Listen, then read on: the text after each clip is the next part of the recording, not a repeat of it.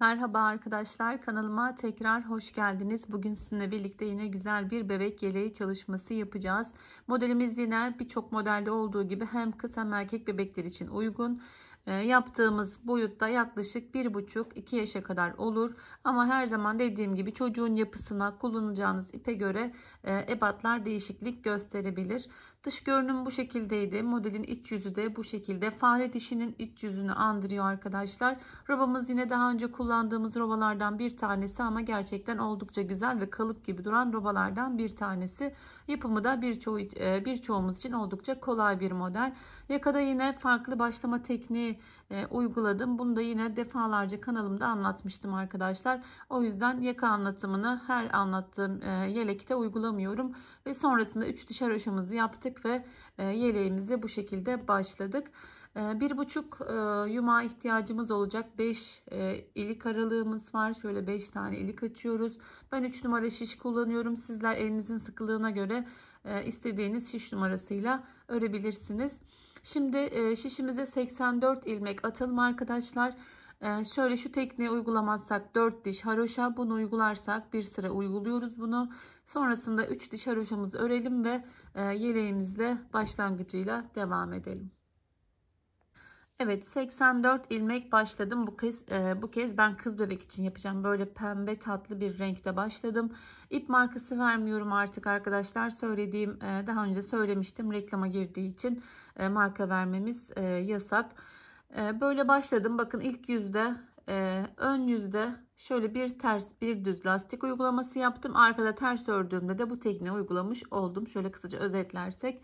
Burada iliğimi açtım, ilk iliğimi. Bakın şöyle sol tarafta ilk iliğimi açtım. Kız erkek bebek için ben çok ayrım yapmıyorum. Elim alıştığı için hep aynı yönden açmaya çalışıyorum arkadaşlar. Hani kız bebek olduğu için çok önemli değil bence ilik yerleri. Zaten biz kendimiz açıp kapatıyoruz. Evet, 4 dişimizi ördük. 84 ilmek başladık ve robayla devam ediyoruz. İlk aralarımız da 16 sırada bir olacak. Onu da söyleyeyim arkadaşlar. Oldukça kolay robalardan bir tanesi. Şöyle ben başlangıcını anlattıktan sonra diğer kademeleri sizler rahatlıkla yapabilirsiniz. 7 kenar patı uyguluyoruz her zaman olduğu gibi.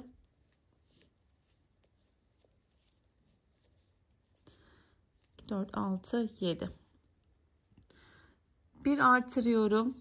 2 ilmek ters örüyorum. Bir artırıyorum. 2 ilmek ters örüyorum. Bu tür robalarda ayrım yapmıyoruz. Roba bitiminde ilmek sayılarımıza göre ayrım yapacağız. Oldukça kolay. Artırdım. 2 ilmek ters ördüm. Artırıyorum. 2 ilmek ters ördüm. Demir yolu roba olarak anlatmıştım. Benim de sevdiğim robalardan bir tanesi. Dediğim gibi çok güzel kalıp gibi duruyor. Birçok modelde sizler de tercih edebilirsiniz. Ya da robayı sevmemişsinizdir. Aynı sayılarda başlayıp farklı robada tercih edebilirsiniz arkadaşlar. Ben her zaman farklı uygulamaya çalışıyorum.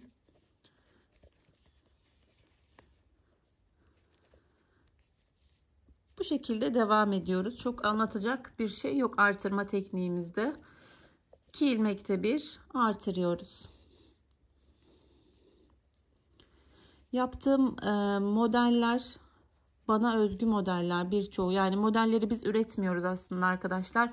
Bu modeli görüyorum, sayılarını ayarlıyorum, robasına üstüne uygun bir roba seçip videosunu çekiyorum. Yeni kanallar diyeyim, acemi kanallar geliyorlar, birebir aynısını, yani sayı olarak dahi aynısını hazır videodan hazırlayıp videosunu çekiyorlar. Hiç hoş değil. Gördüğüm kanallara telif gönderiyorum ve videolar kaldırılıyor. Tabii ki yapabilirsiniz. Biz de esinleniyoruz. Yani modelleri ben uydurmuyorum. Uydurduğum modeller de oluyor. Yani bu modeli yapınca arasına haroşalar koyuyorum. Farklı şekiller yapıyoruz. Elbette ama yani bir yeleği kanalım birine girip birebir sayılar, artırma teknikleri, kolt altı birebir bunu yapıp videosunu çekmek hiç hoş değil gerçekten. Daha önce denk geldim, telif gönderdim ve video kaldırılıyor zaten ve kanalınızda sıkıntıya giriyor arkadaşlar. Bunu da söylemiş olayım. Belki tekrar bu videoyu izleyip aynı şeyi yapmak isterseniz.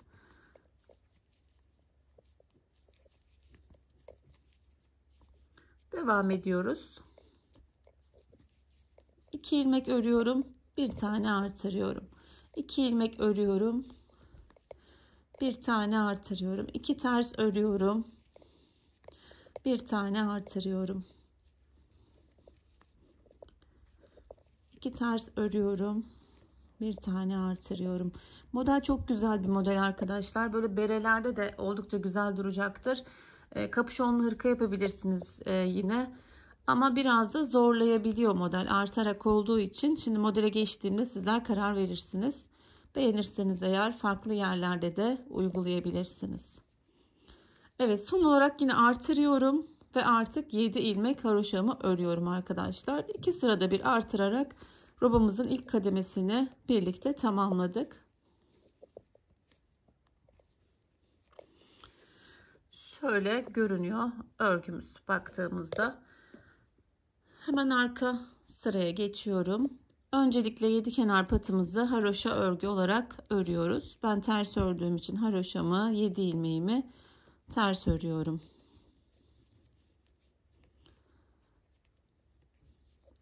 Şimdi artırdığımız ilmekler ters, arka yüzde ördüğümüz ilmeklerimiz düz olacak arkadaşlar. Artırdığımız ilmeği gördüğümüzde ters örüyoruz.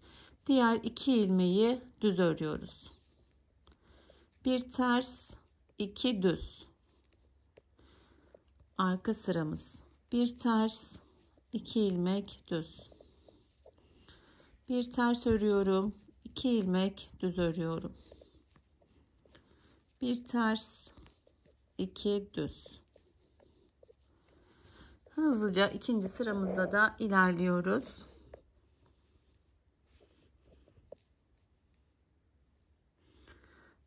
Ters örmüştüm. 2 düzümü örüyorum. Bir ters, 2 düz. İlk artırmamızı tamamladık. Artırmalar hep aynı şekilde olacak arkadaşlar ama kademe kademe artırıyoruz.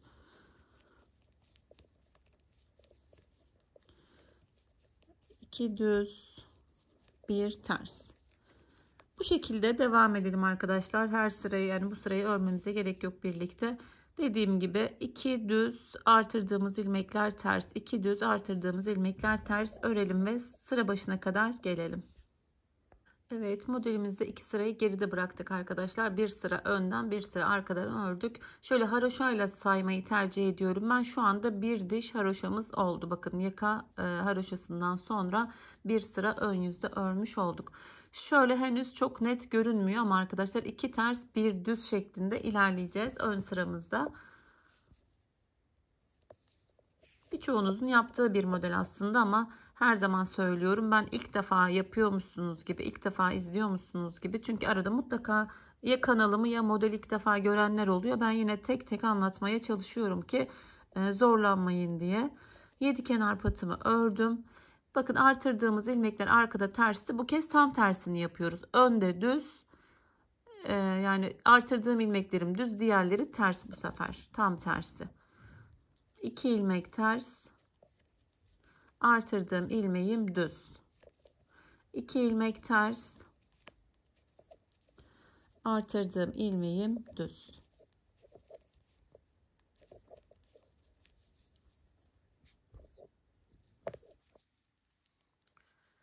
Bir düz, 2 ters olarak da düşünebiliriz. Ön yüzü arkada tam tersi, bir ters, 2 düz. Önde 2 ters, bir düz, arkada bir ters, 2 düz. Zaten ilmekleri gördüğümüz gibi örmeye başlıyoruz arkadaşlar. Model, yani artırma tamamlandıktan sonra bakın bunlar 2 ilmek ters.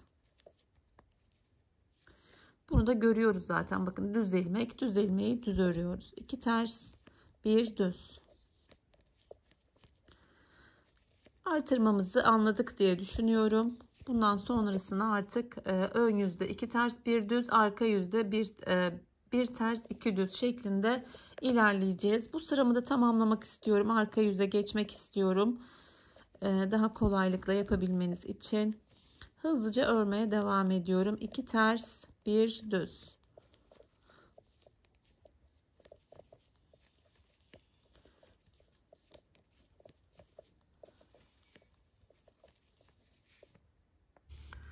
Evet, örmeye devam ediyoruz. 2 ters, bir düz, 2 ters, bir düz.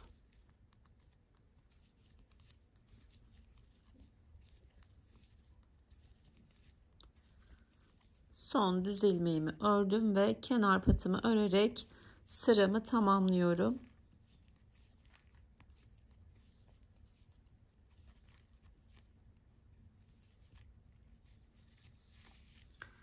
Evet, bakın zaten şimdi ilmekler daha net belli olmaya başlıyor. Arka yüze geçtiğimizde görebiliriz bunu.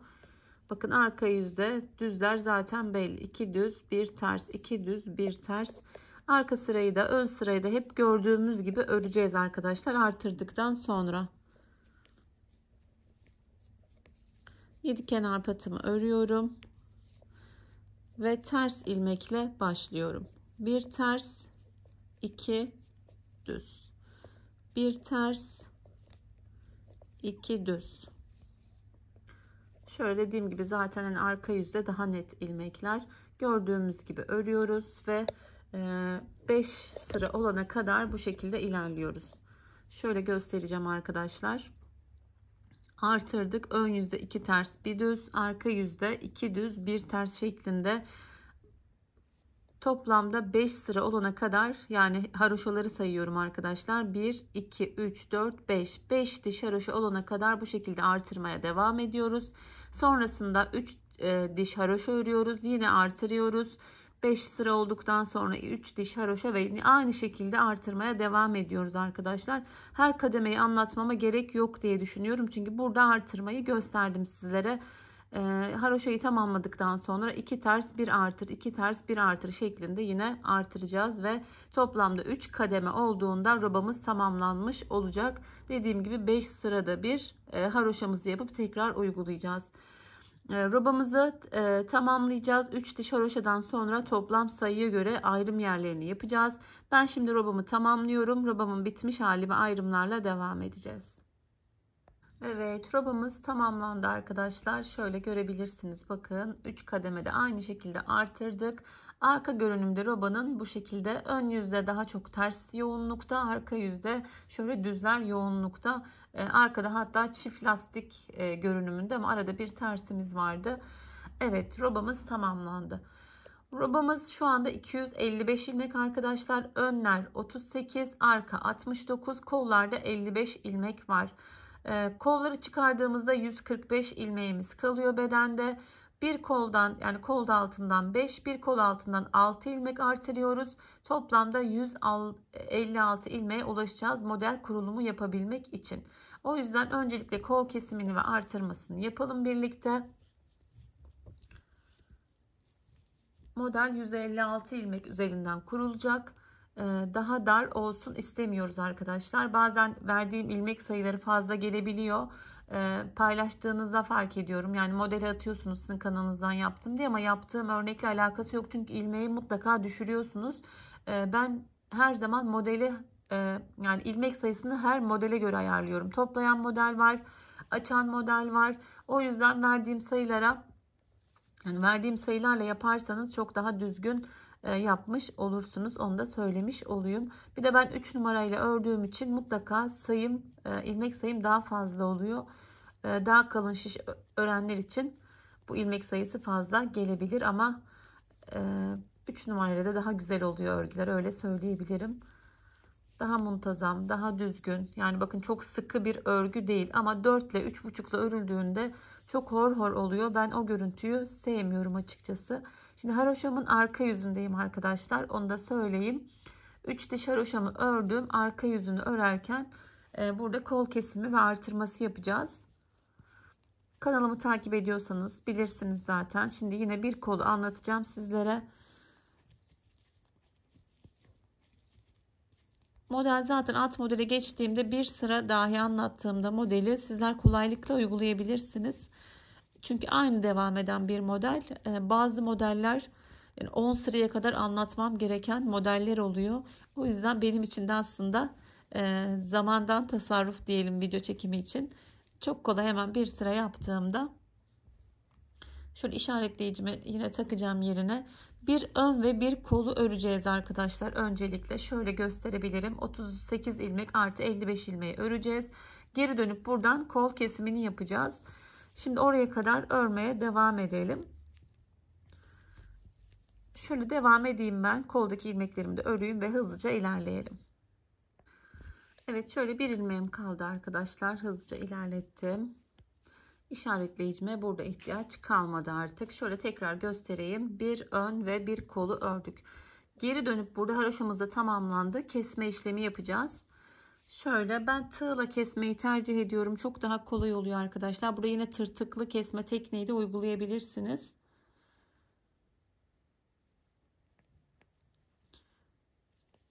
Bu şekilde alıyorum. Kesiyorum. Hatta tırtıklı kesme tekniği de uygulayalım arkadaşlar. Bu kız yeleği olacağı için çok daha güzel olacaktır. 2 ilmek kestik. 2 zincir çekiyorum. Şöyle bakın. Şuradan geçiriyorum.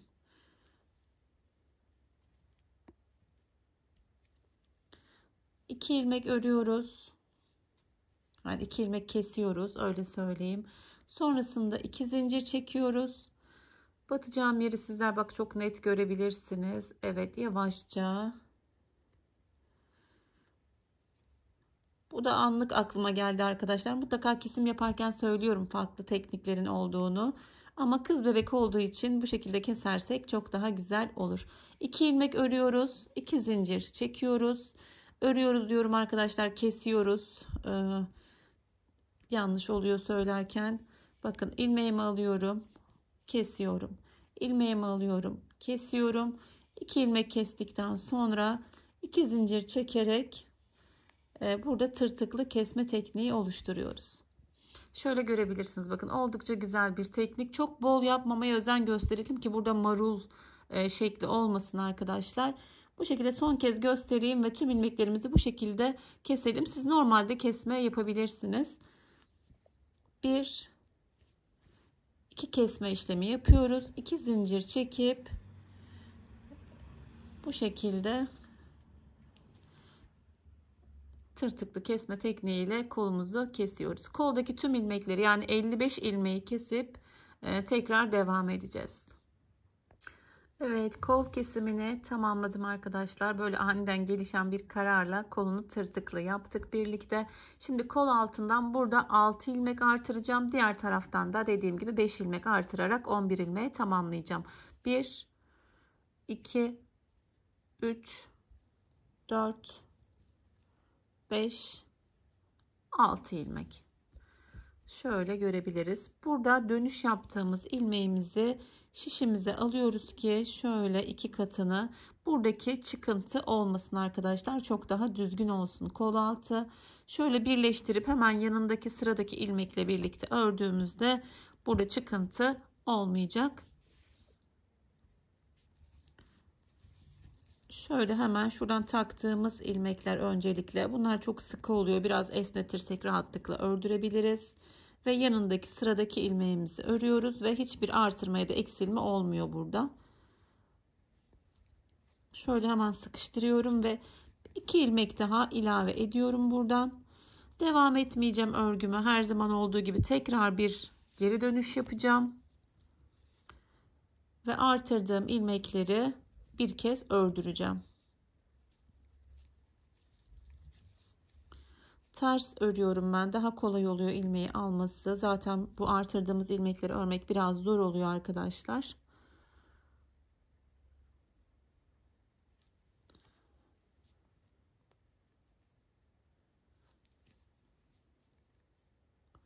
Şöyle 6 ilmeğimi ördürüyorum.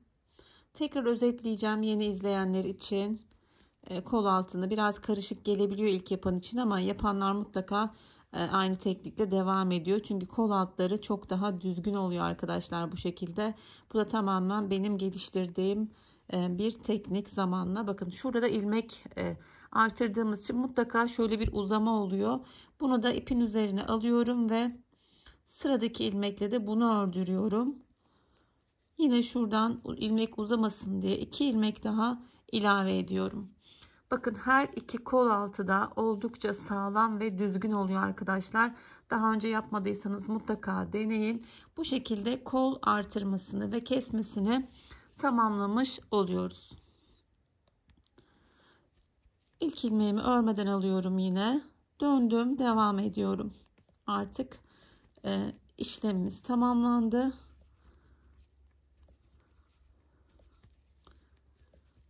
Diğer kola kadar örmeye devam edeceğiz. Döndüğüm ilmeğimi de örüyorum.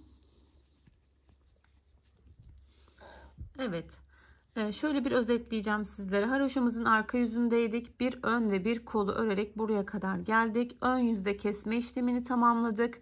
Arkaya geldik, artırdık ve birleştirme işlemi yaptık. Son olarak artırdığımız ilmekleri ön yüzde ve arka yüzde örerek artık sıramızı tamamladık. Git gel yaptığımız halde arkadaşlar burada bir ilmek fazlalığı, sıra fazlalığı olmuyor. Bu şekilde çok düzgün bir kol kesme işlemi yapıyoruz. Şimdi diğer kolu da keseceğiz. Şöyle biraz daha uzaklaştıracağım kameramı. Arka ve arka ve kol ilmeklerini örüyoruz. Yine aynı şekilde ön yüze geldiğimizde kesme işlemi yapıyoruz. Tekrar arka yüze çeviriyoruz. 5 ilmek artırıyoruz, birleştiriyoruz. Geri geliyoruz. Artırdığımız ilmekleri örüp artık sıramızı tamamlıyoruz. Diğer kolu da aynı şekilde keselim ve model kurulumuyla devam edelim. Evet arkadaşlar, her iki kol kesimini de tamamladık. Diğer kolu da anlattığım gibi, yani burada yaptığım gibi kestim ve bakın kolumuzu da aniden gelişen bir kararla böyle tırtıklı kestik. Gerçekten de çok yakıştı. Uzun zamandır ben de yapmıyordum. Şimdi modelimize geçmeden bir sıra düz örmemiz gerekiyor arkadaşlar. Şöyle ben başlangıcını yapayım. Bir sıra düz öreceğiz, bir sıra model uygulayacağız. Şöyle aralarda düz çok görünmüyor. O yüzden modelimize düzle başlıyoruz. 7 kenar patımızı öreceğiz. Diğer ilmeklerimizi tamamen düz, arka yüzde ters örerek bir sıra düz örmüş olacağız.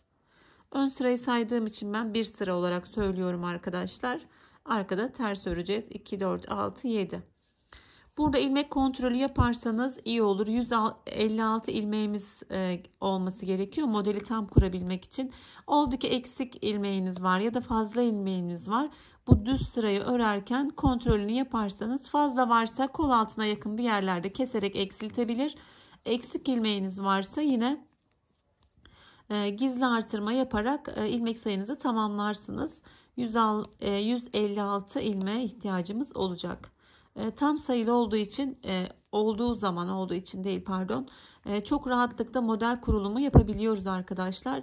Diğer türlü oldu ki 3 ilmeğiniz eksik, yani geldik buraya model kuruyoruz, 3 ilmek eksik burada. Burada 3 ilmeği artırmak mümkün ama bu sefer önler eşit olmuyor arkadaşlar. O yüzden daha önce tespit edip gerekirse böyle dağıtarak o artırmaları yaparsak çok daha düzgün olur. Evet, şöyle bir başlangıç yaptık. Düz örüyoruz. Arka sırada da ters örüp diğer sırada model kurulumuyla devam ediyoruz. Evet, bir sıra düzümüzü ördük arkadaşlar. Arkadan da ördüğümüzde şöyle 2 sıra görünüyor ama haroşadan takip edebilirsiniz. Şöyle bir sıramızı ördük. Şimdi modelin yapımına geçeceğiz. Oldukça yavaş ve detaylı anlatmaya çalışacağım. Sizler de kolaylıkla uygulayabilirsiniz diye düşünüyorum. İlk zor gelebiliyor ama sonra eliniz alışıyor. Gerçekten çok seri bir şekilde yapabiliyorsunuz. 2, 4, 6, 7.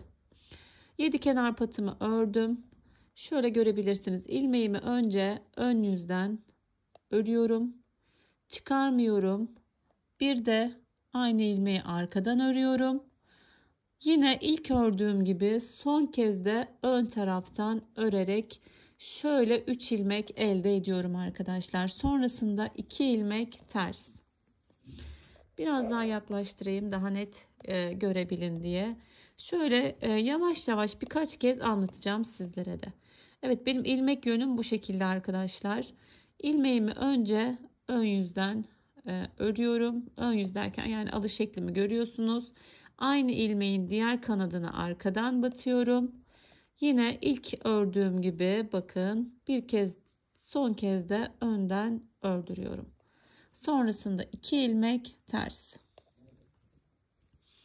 Tekrar yapıyoruz. Sonra elimizin alışını da göstermek adına hızlıca sizlerle de yine paylaşacağım.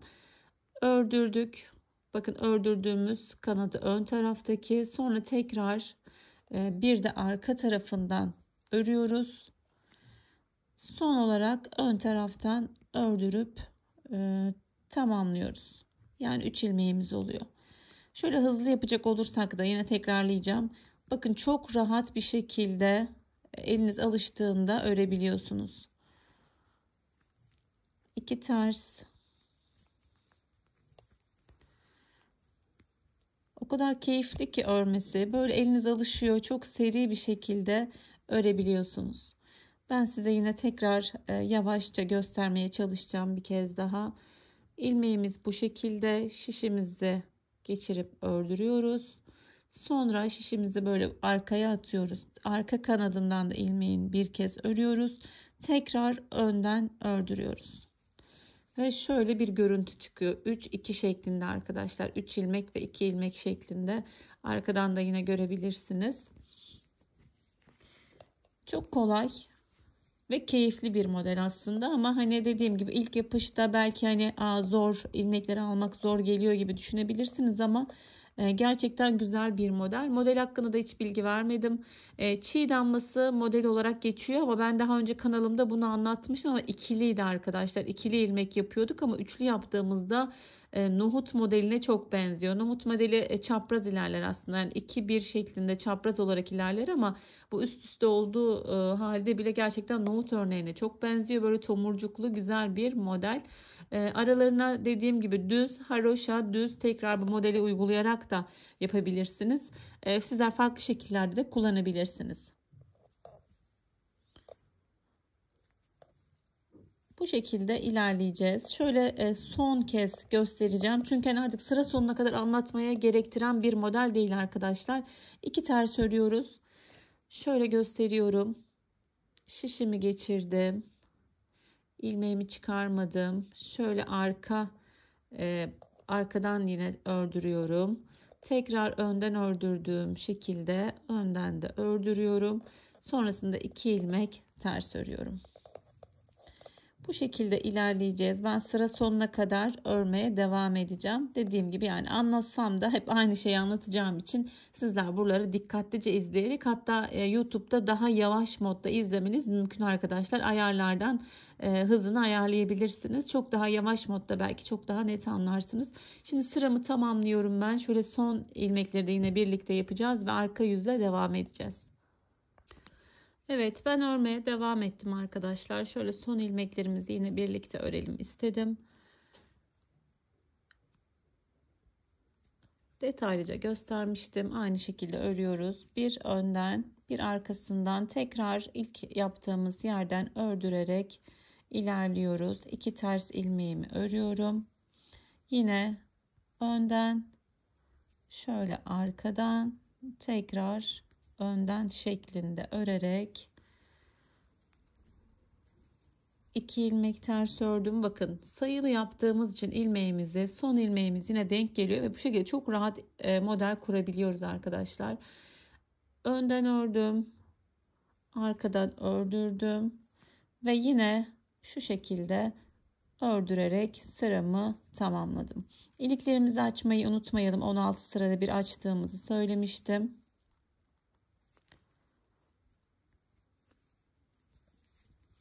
Şöyle sıramızı tamamladık. Arka yüzde işlem gerektiren modellerden bir tanesi. Birçok modelde aslında arkayı tamamen ters örerek ilerliyoruz, ama burada işlem gerekiyor. Bunu da birlikte yapacağız yine. Arka sırayı da anlattığımda aslında model netleşmiş olacak. Evet, bakın şimdi arkada 3-2 şeklinde görünüyor ilmeklerimiz, görebilirsiniz. Bu artırarak ördüğümüz ilmekleri ters olarak arkada kesiyoruz. Arada 2 ters ördüğümüz ilmeğimiz vardı. Bunu da arkada düz örüyoruz. Şöyle 3 olan ilmeği zaten görebiliyoruz arkadaşlar. Üçü birlikte, yani birbirine ekli görünüyor zaten. Bunu ters olarak kesiyoruz. Diğer ters ördüğümüz 2 ilmeği arka yüzde düz örüyoruz. Aslında robaya benziyor arkadaşlar. Yani bir ters 2 düz şeklinde düşünebilirsiniz. Burayı kestiğimizde bir ilmeğe düşüyor. Tekrar alacağım. Kestim. Arada 2 düz ilmek var. ters olarak 3 ilmeği kesiyoruz. Ters olarak kestiğinde zaten örgümüz bu yüze düşüyor. Düz olarak kessek bu düğümler buraya gelmez arkadaşlar. Orayı dikkat edelim. 2 düz örüyoruz. Üçünü birlikte kesiyoruz arka sırada. 2 ilmek örüyoruz. Üçünü birlikte kesiyoruz. Bu kesme ve işlemi de çok kolay oluyor. Dediğim gibi eliniz alıştıktan sonra model hiç yormuyor arkadaşlar. 2 düz, üçünü birlikte kes. Evet, arka sıramızda bu şekilde ilerliyor. Bakın modelimiz de zaten yavaştan ortaya çıkmaya başladı. Arka sıramızı örelim ve bir sonraki sıramızla devam edelim. Evet, modelimizi bir sıra kurduk arkadaşlar. Bakın şöyle bakıldığında da zaten ortaya çıktı ve kol kesimiyle de oldukça uyumlu bir çalışma oldu. Şimdi modele başladığımız gibi arkadaşlar bir sıra düz örmüştük. Modeli hemen üzerine işlemiyoruz tekrar. Bir sıra düz örüyoruz. Burayı da atlamak istemedim.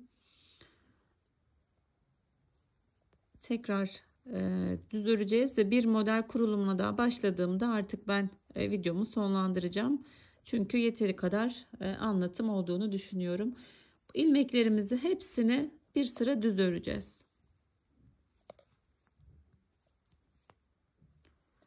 Gördüğümüz tüm ilmekleri ön yüzde düz, arka sırada ters örerek modeli bir sıra ara vermiş olacağız. Çünkü üst üste yaparsak zaten farklı bir görüntü ortaya çıkar. Böyle bile çok birbirine sık bir model. Şöyle sıra atlamış olmamak için hani düz örün diye geçmek istemedim. Sıraya başlangıç yapmak istedim.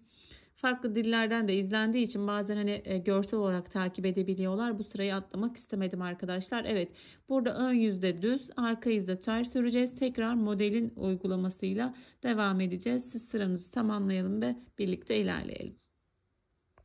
Evet, bir sıra düz ördük arkadaşlar. Şöyle görebilirsiniz. Buradaki düz daha net görünüyor. Şimdi tekrar bir model kurulumuna daha başlayacağım.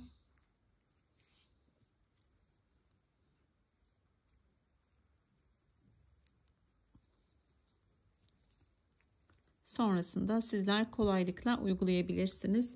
Yine 7 kenar patımızı örüp hemen başlıyoruz arkadaşlar. Kaydırma ya da farklı bir yere uygulama yok bu modelde. Şöyle hemen ilk ilmeğimizde başlıyoruz.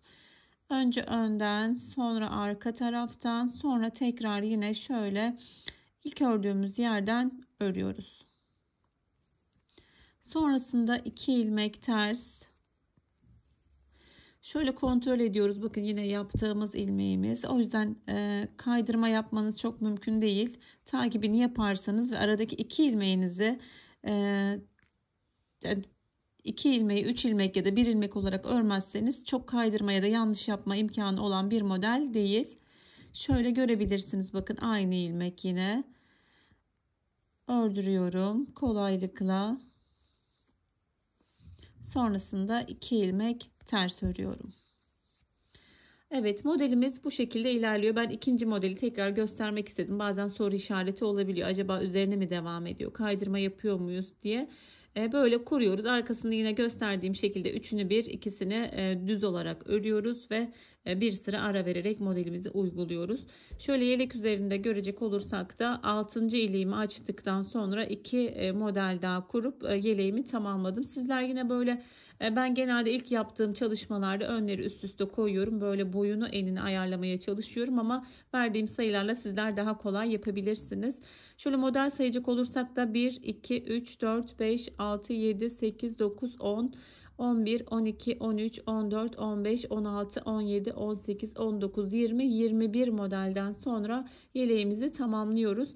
Ben modeli kurdum, hemen haroşaya geçmeyi tercih ettim ama bir sıra düz yapıp geçerseniz çok daha güzel olur arkadaşlar. Sizler o şekilde yapabilirsiniz. Evet, yeleğimi baştan sona tüm detaylarıyla sizlerle paylaşmaya, anlatmaya çalıştım arkadaşlar.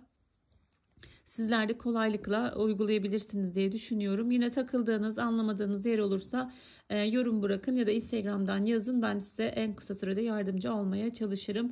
Yapacak olan herkese şimdiden kolay gelsin. Yeni bir model, yeni bir videoda görüşmek üzere. Allah'a emanet olun. Hoşça kalın.